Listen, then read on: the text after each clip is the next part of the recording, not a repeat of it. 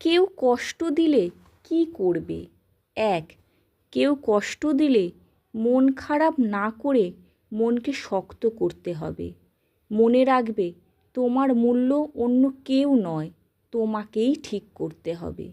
২. যাকে ছাড়া তুমি বাঁচতে পারবে না বলে কষ্ট পাচ্ছ, সে তোমাকে ছাড়াই ভালো থাকছে। তাই কষ্ট না পেয়ে তাকে ছাড়াই বেঁচে থাকার প্রতিজ্ঞা করো। ৩. স্বার্থপর মানুষ যতদিন স্বার্থ থাকবে ততদিন তোমার সঙ্গে থাকবে, স্বার্থ ফুরিয়ে গেলেই ছেড়ে যাবে।